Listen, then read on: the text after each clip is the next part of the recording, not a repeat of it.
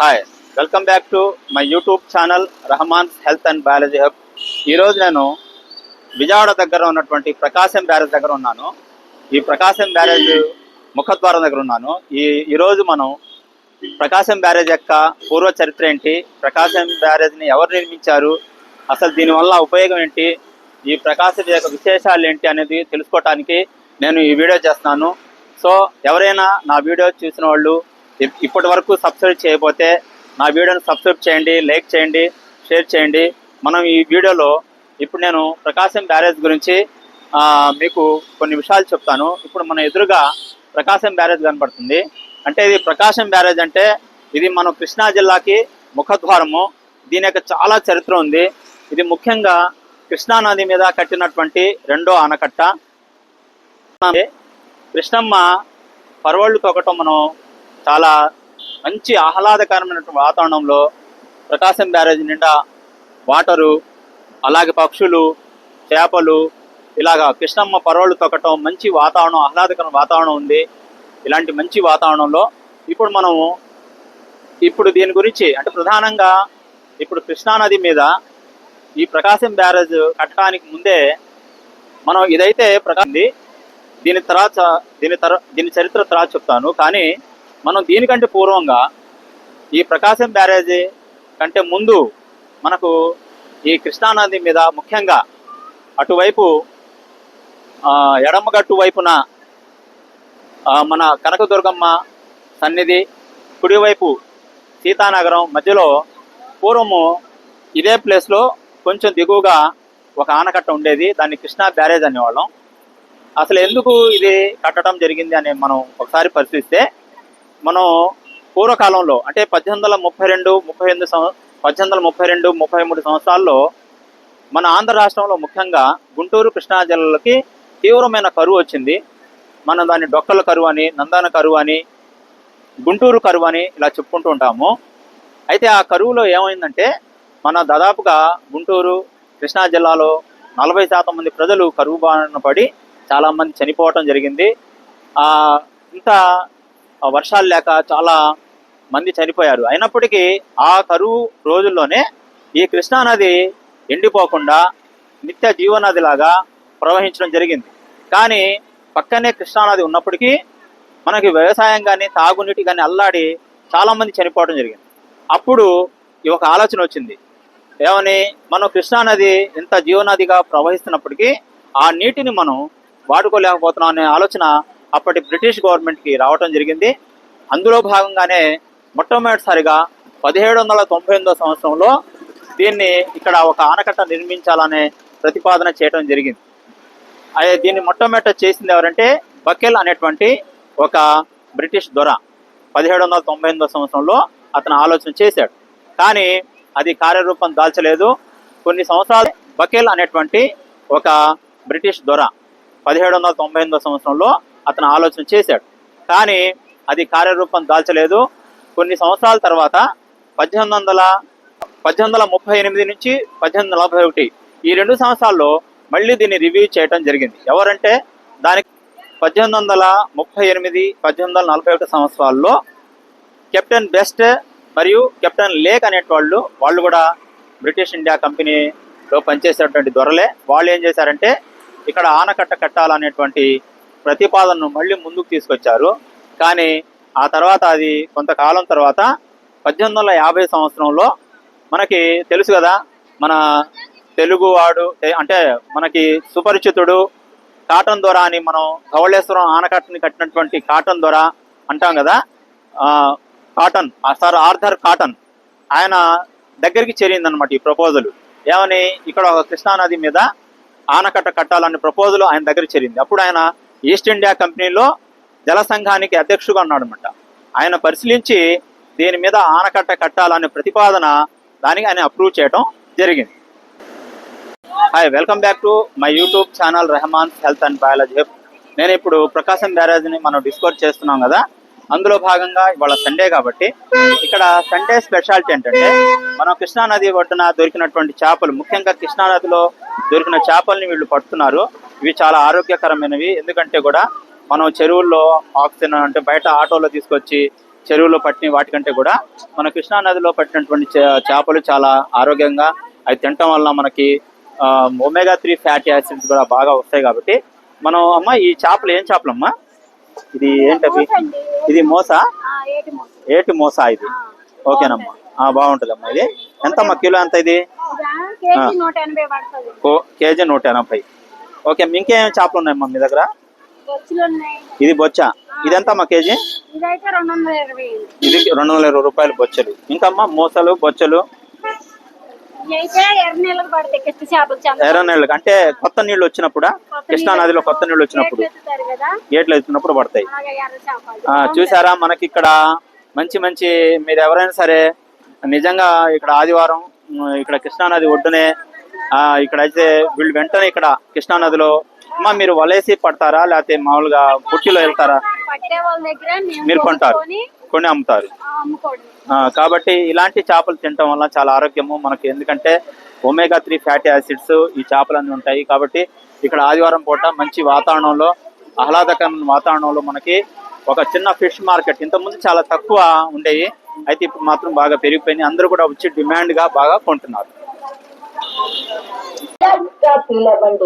తప్పక విచ్చేయండి అమృత హోటల్ అమృతం లాంటి రుచులు 16 స్కూల్ ఎదురుగా సిపిఎం పార్టీ ఆఫీస్ ప్రక్కన ఉండవల్లి సెంటర్ 9966445689 అమ్మా రొయ్యల్ కేజీ ఎంతమ్మా 300 అండి 450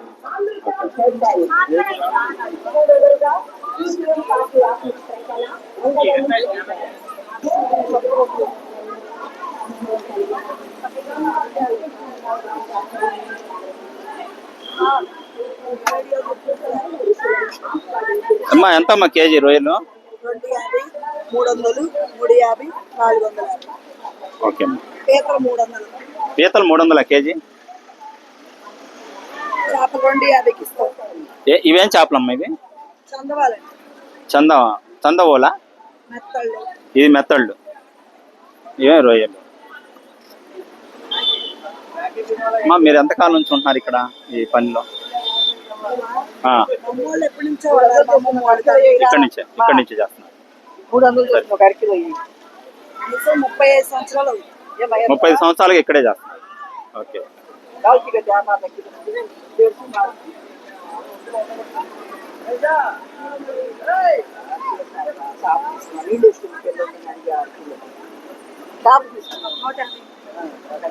ఇప్పుడు మనం ప్రకాశం బ్యారేజ్ మీద ఉన్నాము ఇక్కడ ఈ ప్రకాశం బ్యారేజ్ అనేది మనకు తెలుసున్నట్టుగా 1954 సంవత్సరం నుంచి ప్రారంభించబడి ఇది ఫిబ్రవరి 13వ తారీఖు 1954 సంవత్సరంలో మనకి అప్పటి ముఖ్యమంత్రి అంటే మనం కొత్తగా ఆంధ్ర రాష్ట్రం ఏర్పడిన తర్వాత మనకు ప్రకాశం పంతులు గారు ముఖ్యమంత్రిగా ఉన్నారు కాబట్టి ఆయన కాలంలో ఇది ప్రారంభించబడింది ఆ తర్వాత కనీసం 4 సంవత్సరాలు దీని కాల వ్యవధి అంటే 4 సంవత్సరాలు నిర్మాణం జరిగిన తర్వాత 1957 సంవత్సరం డిసెంబర్ 24వ తారీఖున ఈ ప్రకాశం బ్యారేజీ ఇక్కడ ఆనకట్ట అంటే పాత ఆనకట్ట స్థానంలో అది దానిని కూల్చివేసి అంటే దాన్ని ఎందుకు కూల్చివేశారో ఆ ఆనకట్ట ఎందుకు దాని స్థానంలో కొత్తది కట్టాలో మళ్ళీ చెప్తాను అయితే ఇది 1957 సంవత్సరం డిసెంబర్ 24వ తారీఖున అప్పటి ముఖ్యమంత్రి శ్రీ నీలం సంజీవ రెడ్డి గారి హయాంలో ఇది ప్రారంభోత్సవం జరిగింది కానీ ఇంతకుముందు కృష్ణా బ్యారేజ్ అనే పేరుని కాస్త మనం ప్రకాశం పంతులు గారు అంటే మన ఆంధ్ర రాష్ట్ర తొలి ముఖ్యమంత్రి ప్రకాశం పంతులు గారి పేరు మీద దీన్ని ప్రకాశం బ్యారేజ్ అని పెట్టడం జరిగింది మనం ఇప్పుడు ప్రకాశం బ్యారేజ్ చూస్తున్నాము ఇది ముఖ్యంగా ఇక్కడ మనకి అటు ఇది చెన్నై కోల్కతా హైవేలో అంటే నేషనల్ హైవే 16 మీద ఉన్నటువంటి ఒక ఆనకట్ట ఇది ప్రకాశం బ్యారేజీ చాలా అంటే ఇక్కడ గుంటూరు జిల్లాకి కృష్ణా జిల్లాకి మధ్య కలుపుతున్నటువంటి ఆనకట్ట ఈ ఆనకట్ట కట్టడం వల్ల దాదాపుగా మనకి ఈ ప్రకాశం బ్యారేజ్ వల్ల 13 లక్షల ఎకరాలకు సాగునీరు అందించేటువంటి ఆనకట్ట ఇది అంటే తాగునీరుకి సాగునీరుకి చాలా ఇంపార్టెంట్ అన్న ఆనకట్ట ఇలాంటి ఆనకట్ట ఉండటం వల్లనే మన ముఖ్యంగా కృష్ణా డెల్టాకి పరిరక్షించబడి ఒక ప్రధానంగా 10 కాలువల ద్వారా ఈ యొక్క కృష్ణానది నుంచి 10 కాలువల ద్వారా మనకు ప్రకాశం, ముఖ్యంగా కృష్ణా, గుంటూరు, ప్రకాశము, పశ్చిమ గోదావరి జిల్లాలు సస్యశ్యామలంగా, ముఖ్యంగా కృష్ణా డెల్టాని కాపాడే విధంగా ఈ యొక్క ప్రకాశం బ్యారేజీ నిర్మాణం చేయబడింది. ఇప్పుడు మీకు ప్రకాశం బ్యారేజ్ పైనుంచి అద్భుతమైనటువంటి దృశ్యాన్ని మీకు చూపిస్తున్నాను. చూడండి, అద్భుతమైనటువంటి జల సంపద ఇక్కడ కృష్ణమ్మ పరవళ్ళు తొక్కుతూ ఉంది. మనకి ఎక్కడైతే జల సంపద ఉంటుందో అక్కడ నాగరికత అభివృద్ధి జరుగుతుందని మనకు చరిత్ర చెప్తుంది. అలాగే ఇక్కడ ప్రకాశం బ్యారేజ్ విషయానికి వస్తే, ఈ యొక్క ప్రకాశం బ్యారేజ్ యొక్క పొడవును చూస్తే కనుక 1223.5 మీటర్ల పొడవుతో అప్పుడే దాదాపు 1954 సంవత్సరం నుంచి 57 సంవత్సరం మధ్య దీని నిర్మాణం జరిగింది. అప్పుడు దాని యొక్క నిర్మాణ ఖర్చు వచ్చి 2.78 కోట్లు. అలాగే ఇది 13 లక్షల ఎకరాలకు తాగునీరు కూడా అందిస్తూ ఉంది. అయితే ఆయకట్టు అయితే దీనికి 10 రకాల కాలువల ద్వారా ఇక్కడ నుంచి నీరు మనకి పొలాలకు, వ్యవసాయానికి, తాగునీటికి సప్లై చేయబడతా ఉంది. ముఖ్యంగా ఏలూరు కాలువ, రైపస్ దిగువ. ఇది ప్రకాశం బ్యారేజ్ అనేది చాలా ముఖ్యమైనటువంటి ఆనకట్ట. ఇది ఇప్పుడు నేను అసలు ఈ ఆనకట్ట 1957 సంవత్సరం నుంచి రాకపోకలు ఈ ఆనకట్ట మీద స్టార్ట్ అవ్వడం జరిగింది. ఇది 1954 సంవత్సరంలో ఫిబ్రవరి 13వ తారీఖు స్టార్ట్ అయిందన్న విషయం మీకు తెలుసు. అయితే ఈ ఆనకట్ట కట్టడానికి కారణం ఏంటంటే 1952 సంవత్సరంలో సెప్టెంబర్ 9వ తారీఖు మనం ఆంధ్ర రాష్ట్రంలో చాలా ఉవ్వెత్తున కృష్ణానదికి వరదలు రావడం జరిగింది. ఆ వరదలు రావటం ఫలితంగా ఈ పాత కృష్ణా బ్యారేజీ చాలా బీటలు వారి డ్యామేజ్ అవటం జరిగింది. అప్పుడులో దానికోసమని ఇక్కడ మనకు అప్పటి ఆంధ్ర రాష్ట్ర తొలి ముఖ్యమంత్రి మన ప్రకాశం పంతులు గారు ఇక్కడ 1954 సంవత్సరంలో ఈ ఆనకట్ట కట్టాలనే కొత్తగా, అంటే పాత ఆనకట్ట స్థానంలో మనం ఒక బ్యారేజ్ నిర్మించాలనే ప్రతిపాదన వచ్చింది. అందుకోసం అప్పుడు మనకి ఫిబ్రవరి 13వ తారీఖు 1954 సంవత్సరంలో ఇది ప్రకాశం పంతులు గారి చేతుల మీద శంకుస్థాపన జరిగి 4 సంవత్సరాల తర్వాత 1957 డిసెంబర్ 24వ తారీఖున అప్పటి ముఖ్యమంత్రి నీలో సంజయ్ రెడ్డి గారి ఆయన ఆధ్వర్యంలో శంకుస్థాపన, ఈ యొక్క ప్రారంభోత్సవం జరిగి మనం ప్రకాశం పంతులు గారి పేరు మీద ఈ యొక్క బ్యారేజీ పెట్టడం జరిగింది. అద్భుతమైన కృష్ణమ్మ పరవళ్ళు చూస్తుంటే నాకు మన రాష్ట్ర గీతమైన శంకరంబాడి సుందరాచారి పాడినటువంటి పాట గుర్తుకొస్తుంది. మా తెలుగు తల్లికి మల్లెపూ దండ, మా కన్న తల్లికి మంగళారతులు, కడుపులో బంగారు కనుచూపులో కరుణ, చిరునవ్వులో సిరులు దొరలించు మా తల్లి, గలగలా గోదారి కదలిపోతుంటేను, బిరబిరా కృష్ణమ్మ పరుగులెడుతుంటేను, బంగారు పంటలే పండుతాయి, మురిపాల ముత్యాలు దొరలుతాయి, జై తెలుగు తల్లి, జై తెలుగు తల్లి. చూసారా, అద్భుతమైనటువంటి కృష్ణమ్మ పరవళ్ళు చూస్తుంటే ఒళ్ళు పొలకరిస్తుంది. నిజంగా ఈ కృష్ణానది ప్రవాహము పచ్చని పొలాలను, మనసులను చల్లబరుస్తూ వ్యవసాయదారులకు, రైతులకు ఆయుపట్టుగా నిలుస్తూ 13 లక్షల ఎకరాలకు తాగునీరు, సాగునీరు అందిస్తూ మనల్ని సస్యశ్యామలం చేస్తూ కృష్ణానది ప్రవాహము అటువైపు సముద్రం వైపు, ముఖ్యంగా ఇక్కడి నుంచి కృష్ణానది ప్రకాశం బ్యారేజ్ దిగువ నుంచి మనకు నాగాయలంక, కోడూరును దాటి కృష్ణవేణి సంగమము, అంటే అక్కడ త్రివేణి సంగమం ద్వారా సముద్రంలోకి బంగాళాఖాతంలో కలుస్తుంది. పవిత్రమైనటువంటి కృష్ణమ్మ ఉండటం మనకు అద్భుతం. విజయవాడ మనకు ఆంధ్ర రాష్ట్రానికి ఇది ఒక మణిహారం. దీని ద్వారా అనేకమైన మనకు వ్యవసాయానికి చాలా ఆర్థికంగా ఉపయోగపడేటువంటి కృష్ణమ్మ ఉండటము మనకు గొప్ప అదృష్టంగా భావించాలి. ఈ విధంగా ఎక్కడైతే కృష్ణానది, గోదావరి ఈ నదులు ఉంటాయో అక్కడ నవనాగరికత, సమాజము, అభివృద్ధి, సంస్కృతి జరిగింది. కాబట్టి విజయవాడకు ఈ కృష్ణా బ్యారేజ్, అంటే పాత రోజుల కృష్ణా బ్యారేజ్, ప్రస్తుతం ప్రకాశం బ్యారేజ్ ఉండటం అనేది ఒక అద్భుతమైనటువంటి అవకాశంగా మనం దీన్ని మలుచుకోవచ్చు. ముఖ్యంగా మనం ఒక విషయం తెలుసుకోవాల్సింది ఏంటంటే, కృష్ణానది అనేది మన ఉమ్మడి ఆంధ్ర రాష్ట్రంలో మహబూబ్ నగర్ జిల్లా జూరాల వద్ద ప్రవేశించి మనకి నాగార్జున సాగర్ దాటి, పులిచింతల దాటి ప్రకాశం బ్యారేజ్ నుంచి దిగువన మనకి నాగాయలంక కోడూరు వద్ద 2 పాయలుగా చీలి హంసల దీవి వద్ద బంగాళాఖాతంలో కలుస్తుంది కృష్ణమ్మ. ఇది అందరికీ జీవనధార. ఈ కృష్ణా నది వలన కొన్ని 13 లక్షల ఎకరాలు సాగు భూమి అలాగే తాగునీరు అందుతుంది. ముఖ్యంగా ఇది మొట్టమొదట ప్రకాశం బ్యారేజ్ని పాత ఆనకట్టను కృష్ణా బ్యారేజ్ని నిర్మించేటప్పుడు దీని ప్రధాన ఉద్దేశము కేవలము తాగునీరు సాగునీరు మాత్రమే కాదు, ఇన్లాండ్ నావిగేషన్ అని చెప్పేవాళ్ళు. ఇన్లాండ్ నావిగేషన్ అంటే ఆ రోజుల్లో మనకి ఇప్పుడైతే రోడ్డు రవాణా వ్యవస్థ, రైలు వ్యవస్థ ఉన్నప్పుడు మనం గూడ్స్ని క్యారీ చేస్తున్నాం. అయితే ఆ రోజుల్లో దీని ద్వారా అంటే మన కృష్ణానది ద్వారానే, ముఖ్యంగా కృష్ణానది ద్వారా వెళ్ళేటువంటి కాలువలు, బకింగ్హామ్ కెనాల్ ద్వారా, కొమ్మమూరు కాలువ ద్వారా, నిజాంపట్నం కాలువ ద్వారా, ముఖ్యంగా ఇక్కడి నుంచి కాకినాడ, చెన్నైకి మనకు వాటర్ ద్వారా గూడ్స్ అంటే స్టీమర్లు, పడవల ద్వారా మనకి గూడ్స్ రవాణా, ముఖ్యంగా వరి, చెరకు వంటి వాణిజ్య పంటలు, అలాగే ఇసుక, అలాగే ఉప్పు లాంటి వాణిజ్య విలువైనటువంటి పంటల్ని కూడా మనం ఈ కాలువల ద్వారా, ఈ నదుల ద్వారా మనం ట్రాన్స్పోర్ట్ని చేసేవాళ్ళం. దాన్ని మనం ఇన్లాండ్ నావిగేషన్ అంటాము.